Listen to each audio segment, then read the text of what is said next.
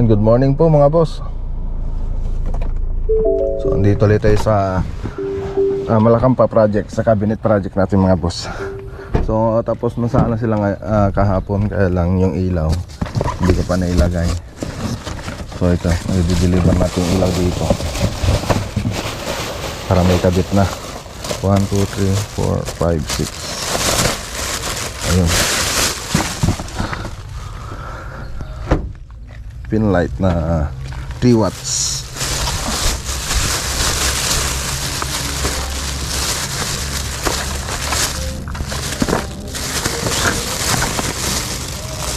Ano to? Ay, ba pala to? Ano? Teka, mali yata. 1, 2, 3, 4, 5. Yung isa mali ito nakuha ko.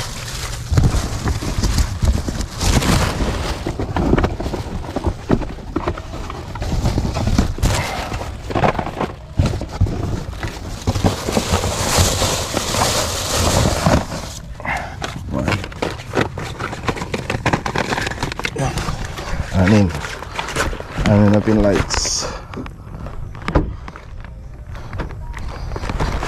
Okay.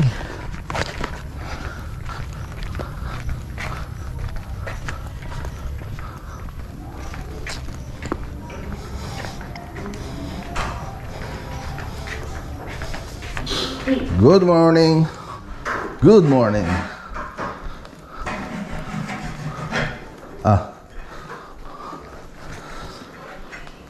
Pin lights.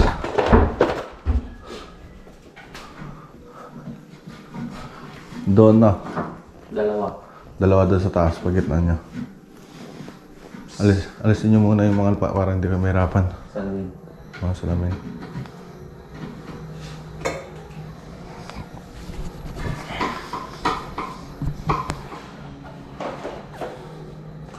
So ayan mga boss, 99% na tapos na. Yung ilaw na lang ang hindi pa nilagay. Yung ilaw dyan, tsaka dito sa baba. Okay. Ayos. Alright. Ayos, alright. Alright na alright. Master, ang ganda ng gawa mo ah. Gawa mo ba yan? Agala ko gawa mo. So gawa po nila. Gawa po ng Team Mac Lagunilla Vlog. Ano daw nagpapa-concert na? Sa Bartol. Oo. Nakikita daw nila itong Oo. Kailang hindi naman pwedeng sila na kaagad. May mga pila tayo na sinusunod. Kung hindi sila makapaghintay, pwede naman nilang ipagawa sa iba. So hindi naman natin kayang pagsabayin lahat. Okay, so ito yung exhaust fan. So yan, meron dun sa labas-labasan ng usok. So may filter pa to. So napipilter niya yung usok. Tapos dito yan labas sa may dirty kitchen. So dati wala kasing dirty kitchen ito. So nagpagawa sila. So ito na siya mga boss. Ayan na siya, dito na siya lalabas. Ayan, labas na. Dati salamin ito. Tapos inalis namin salamin. Pilitan na lang namin ng board. Tapos ayan, dyan na namin nisko para dyan lumabas yung labasan ng usok. Ayos.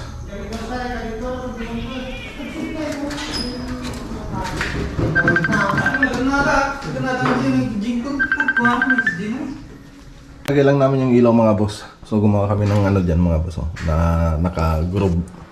So gumamit kami ng ano dyan, na router. Tapos ilalagay namin ito para yung mga wirings na sa loob. So dito namin lalagay yung pin light ditong banda. Diyan namin lalagay.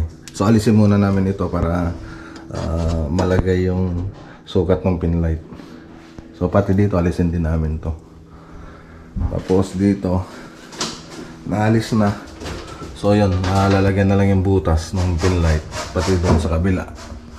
Yun na lang naman ang wala pa dyan. Tapos pag okay na, ibabalik mo uli namin dito. Okay, so yun lang. Tapos okay na.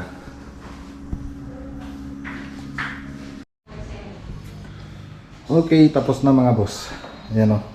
Nililinis na si Master Chinito. So ayan mga boss. So inilagay ng mga ilaw doon. Mga ilaw. So yung electrician na lang hintay natin dito. Para i-connect yung mga ilaw. So madali lang naman yan. Alisin lang naman yung pin light na yun. Tapos may ano naman nila yung kamay nila. May papasok naman nila yung daliri nila. Kaya pwede nilang sukitin yung wire. Para ikabit yung mga ilaw. So ganyan, ganito rin sa kabila. So shelves, may shelves siya na salamin din para tagos-tagusan yung ilaw natin doon pag binuksan natin. So may ilawan lahat. Okay, dito sa baba, okay na rin, ilagay na rin yung mga ilaw. So gagawin na lang ng electrician dito. I-connect na lang niya pati dito sa kabila, i-connect na lang niya. So yan na siya mga boss. Tapos doon dito mga boss, ganun din, naikabit na rin. Okay na. So buksan natin dito mga boss. So yan. Okay. So dito, okay na rin. So may partition yan. Yan. Tapos owning doon mga boss. So kailangan lang kasi na meron silang apakan dito para mabuksan natin, mabuksan yun. So owning pag ganito yung ano yan, pagbukas. Okay, so dito. Okay, so may shelves din siya rito, removable. So ayun, pwede natin alisin yan. Kung malaki yung lalagay nila, pwede nilang alisin. So dito, buksan na rin natin dito. Ayun o, ayos. Tapos ito, kaya hindi natin nalagyan dito mga boss.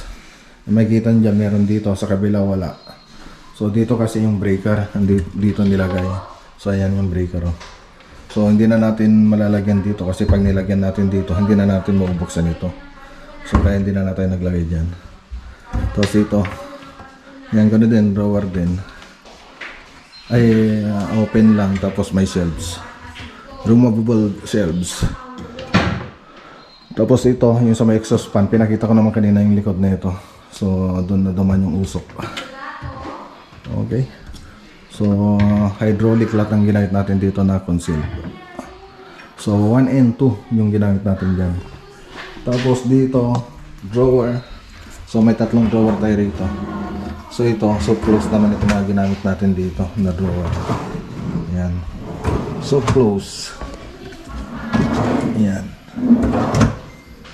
Tapos dito, hydraulic din, tapos nilagyan natin ng shelves. Okay.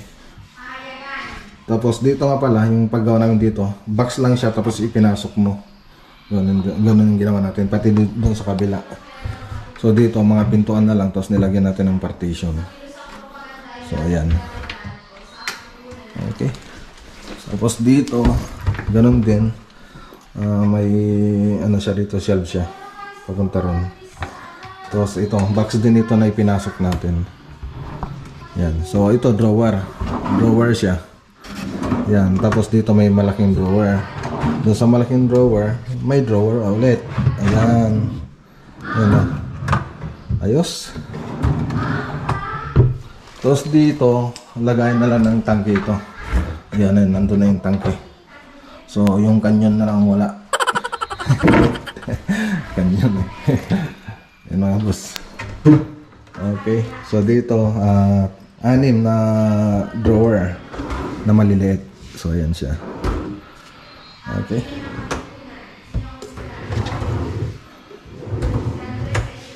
Okay, so 6 yan. Tapos sa owning, so buksan natin, examplean natin kayo. Buksan natin. Akit lang ako mga boss. Ay, nako. Yan. So owning. So dito tayo. Yan o. Okay. So ito na yung kabila. Okay. Ayos. Yan. Ayos. Ayos na ayos.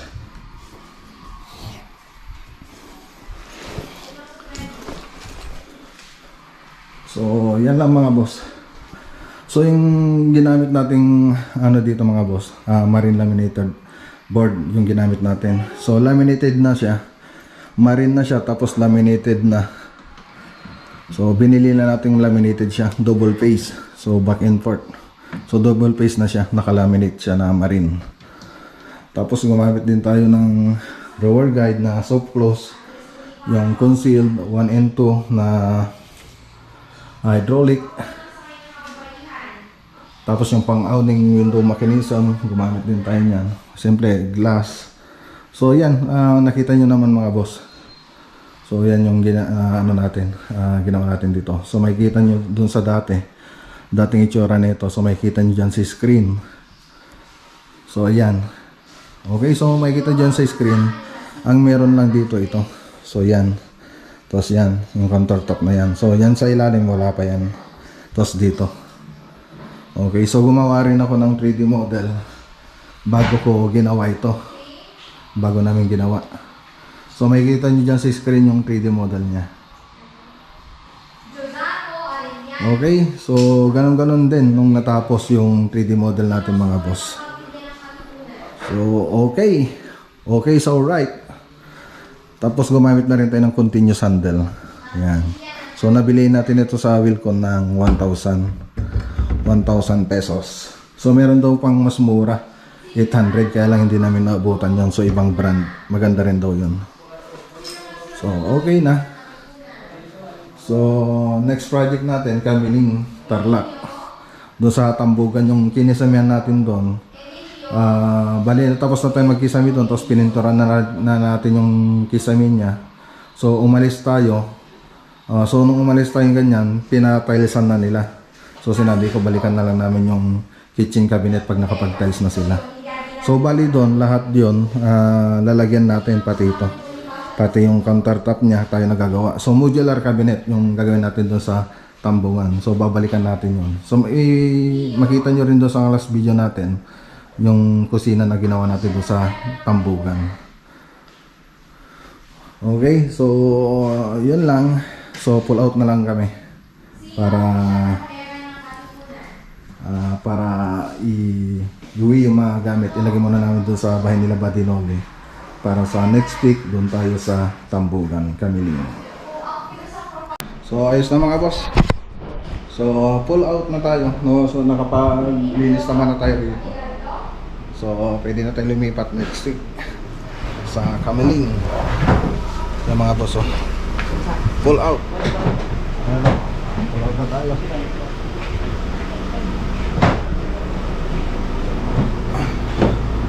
Tayo ng mga gamit, lalagay natin sa bahay nila Badinoli muna. Okay, dito na tayo mga boss. Ibaba natin itong mga gamit sa garahe na lang pare. Garahe na.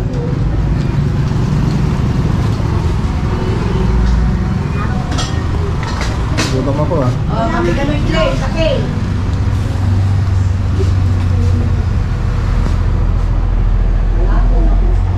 Belatong. Ano to, Lisa? Ano to? Ay! Sister pala yun. Nakagulat ako. Ito nga, ito. Tingnan mo ko, ambula. Lang tayo. Isang kanin na ambula. Kakain ka, Glenn? Sabay, Yes, sir. sabay na tayo. Magahin ka lang. Shout out. So dito tayo sa kantin ni Badinoli. Ayun muna tayo mga boss, di pa ako nagkagahan eh. So kain muna tayo. Okay, dito na tayo mga boss.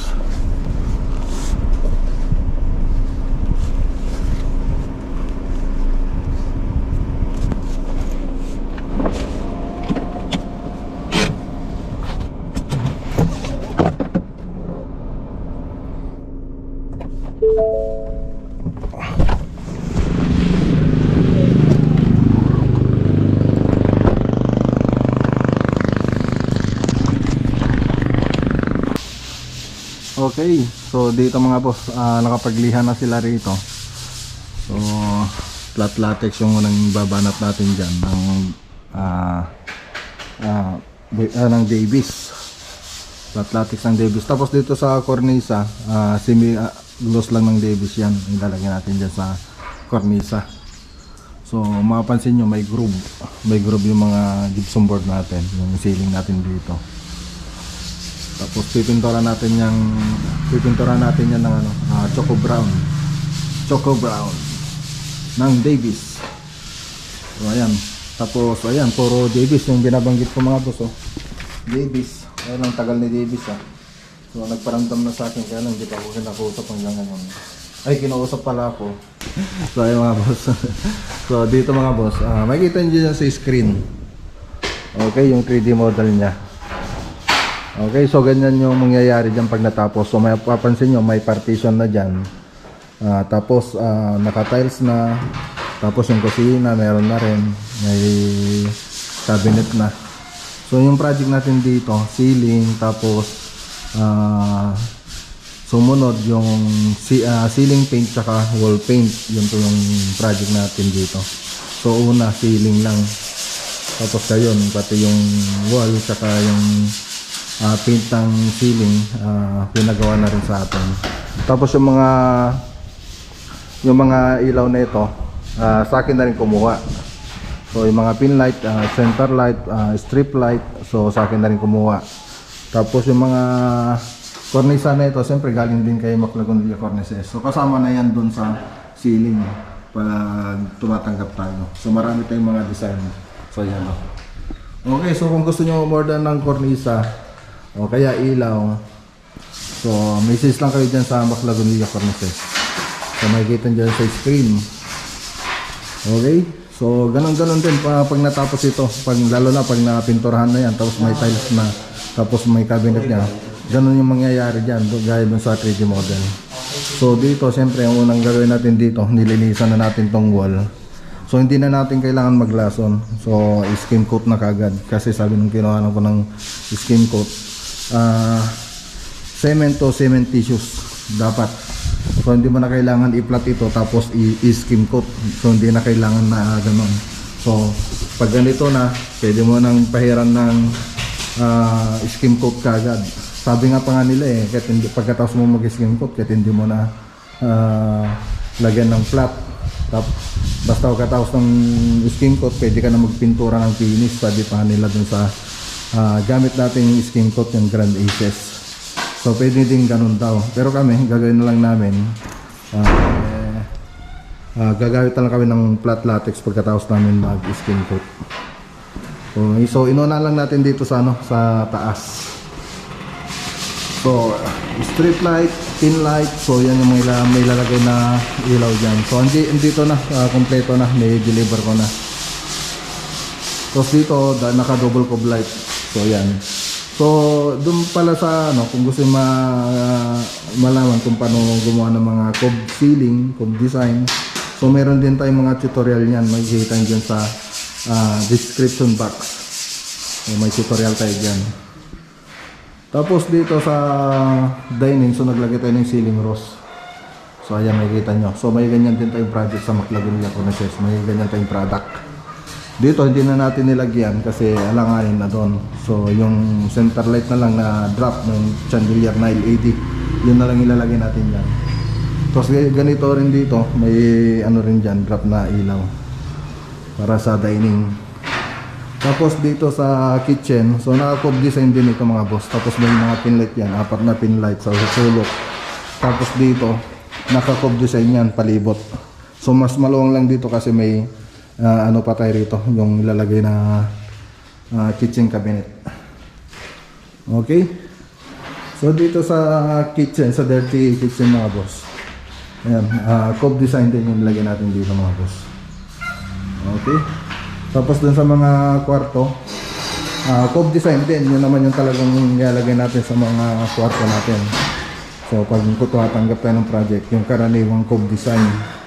So ito yung room number 2 ay 3. Ayan, cob design. So ganun din yung cornice nilagay natin doon, yung model na MD.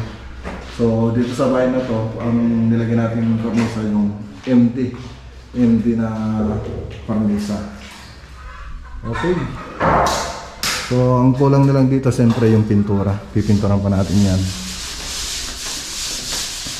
Tapos dito, ganun din, curve design. Siyempre, nalihan na to, pintura na lang kulang. Kung kailan may retouch dito, i-retouch natin. So, testingin muna natin magkano pa tayo ng flat latex para makita natin kung ano yung pwede natin i-retouch. Okay, dito flat lang sa may hallway. Pati dito to sa CR, flat din. Okay, dito sa ano naman, sa master bedroom. So ayan, flat na tayo. Naglalagay na tayo ng flat na pintura. So Davis paint. Okay. So yung mga boss, so dito pala yung mga ilaw mga boss. So pwede nang ilagay ni electrician. So dito na. Nakadetalye naman na rito kung ano yung mga ilalagay. So dyan na. Kompleto na. Kompletos Ricardos. Okay, so ang isa pang gagawin natin dito mga boss, spandrel. So pinapa-estimate sa akin ni madam yung spandrel dito. So tingnan natin.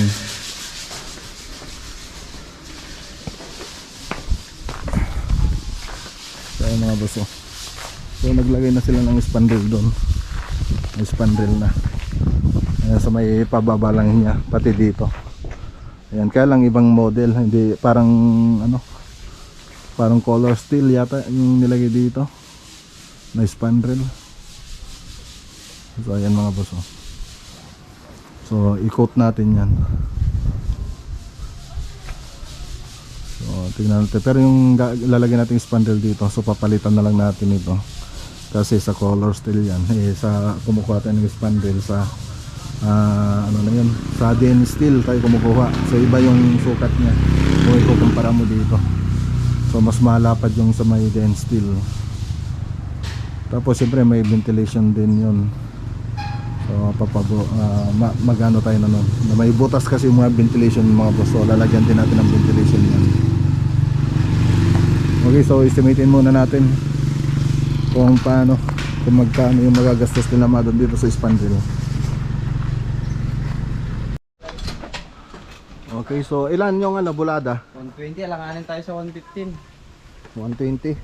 Sa kabila, tingnan nyo doon sa kabila.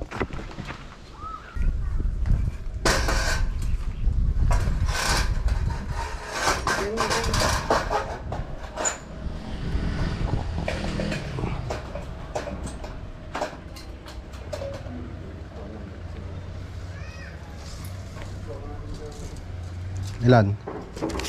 100. Lagpas pa yung 100. 99. Sige.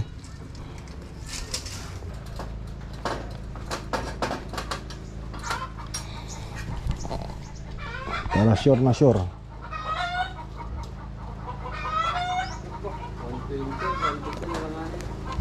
120? Sige.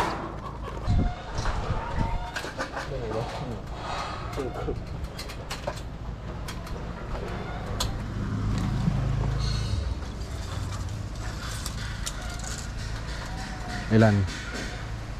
Tayo 100. 100? 105. So paano? 105. Sige. Okay na.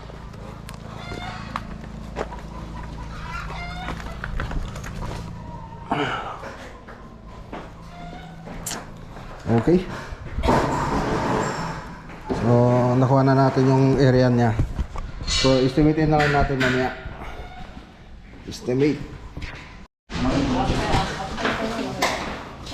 Okay, so yung pintura natin dito mga boss, flat latex na Davis.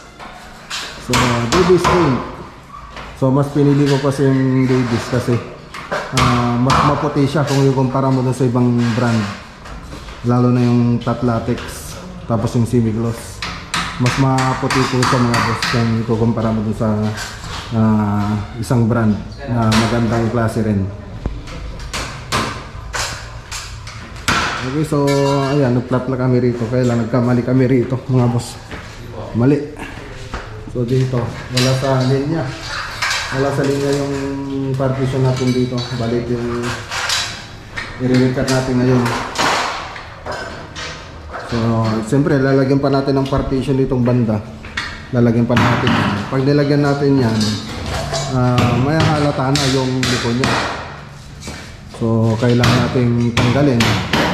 So, yan kasi yung lagi ko sinasabi sa kanila. Bago magtakip, training pa lang, tignan na kung ano yung mga dapat na ituwid bago sila magtakip. So, yung mga humawak pala dito na project, si Foreman Nambo. Ambo! Ayan, si Foreman Nambo. Ayun na yung, siya yung mahawak dito ng project. Hindi niya tinitingnan yung mga kisame. Yan. Yan yung expert natin, mga boss. Ilang years ka na? Ilang years ka na nagtatrabaho dito? 12. 12? 12 years, mga boss. So, ayan. Ganyan talaga, mga boss. Hindi lahat perfect. So, kahit kami, nagkakamali din kami. So, importante, nakikita natin yung mali natin. So, hindi natin hayaan na ganun bago natin iwanan. So ito, tingnan yung yung cornisa natin, mga boss, kung gano'n siya kakapit. Sinisinsil na natin para maalis na yung cornisa. So idinikit lang natin yung cornisa na yan. So pagkatanggalin na, sisinsilin na. Ayan o. Sisinsilin na siya pag gano'n. Kaya lang masisira na yung cornisa pag tinanggal. Yan ito, sisinsil na rin niya. Kailangan ng pagkalan.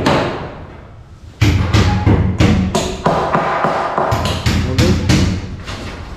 So ganyan, mga boss. Kahit kami nagkakamali din kami sa mga project namin.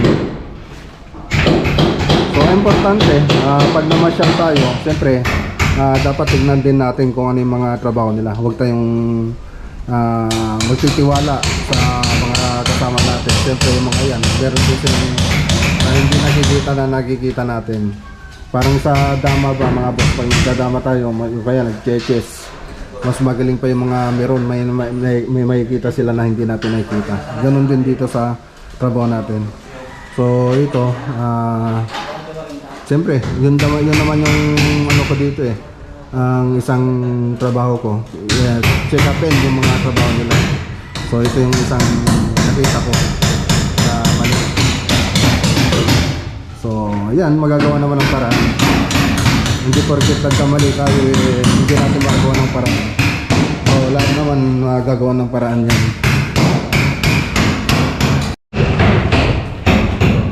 Dahil na mga po, pag nagkamali yung isa natin, sira na rin. So kailangan na rin palitan. So ganyan sa kapit. Lalo na pag sa gypsum board nyo ikinabit.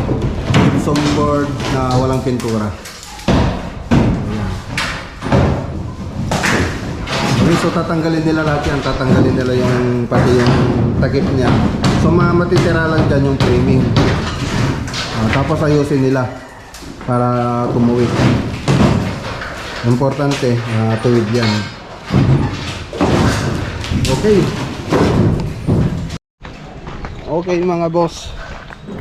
So, punta muna tayo sa project. So tingnan naman natin yung cabinet doon. So pinapa-estimate ni ma'am kung ano yung magkano yung magastos doon sa cabinet nila.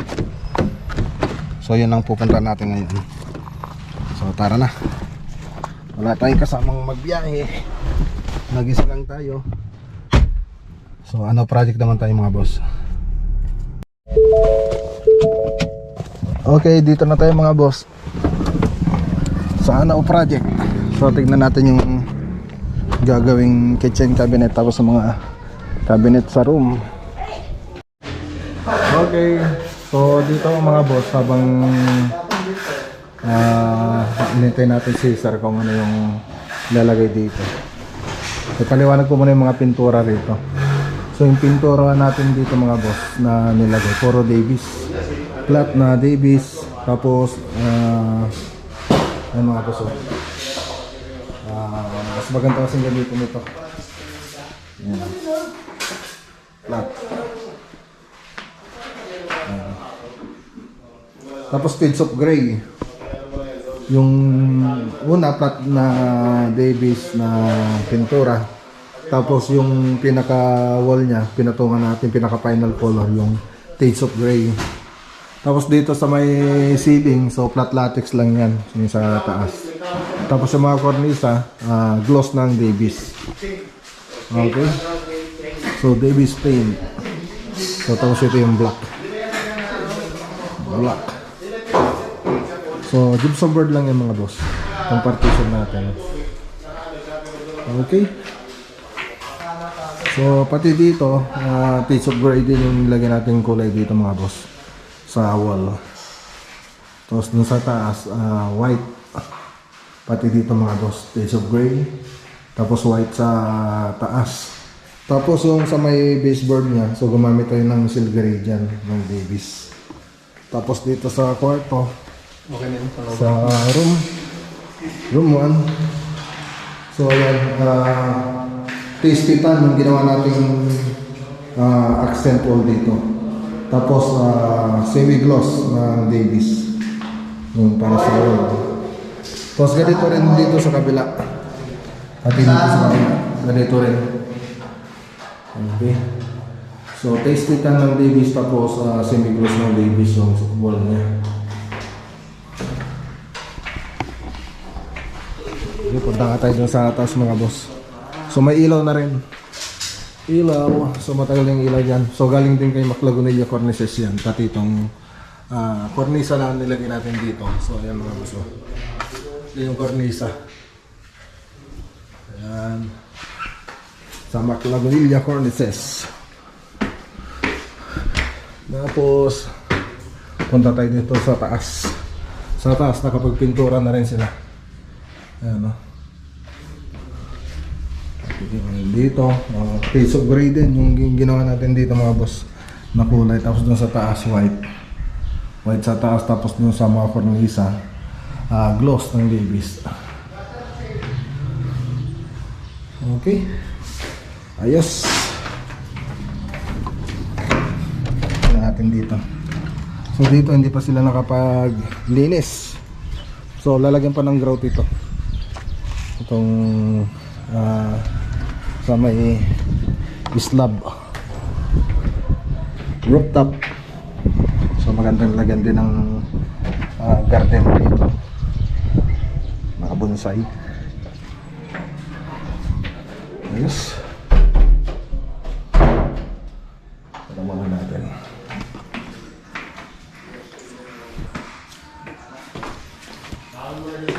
Okay, so yan yung update dito sa ano project. So magano muna tayo magsukat ng cabinet. Okay, tara na mga boss. Ayun na tayo. Ano?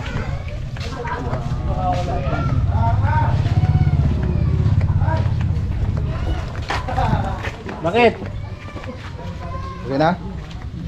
Okay na pa ito. Okay na yan. Okay. Walang ano dito? Okay.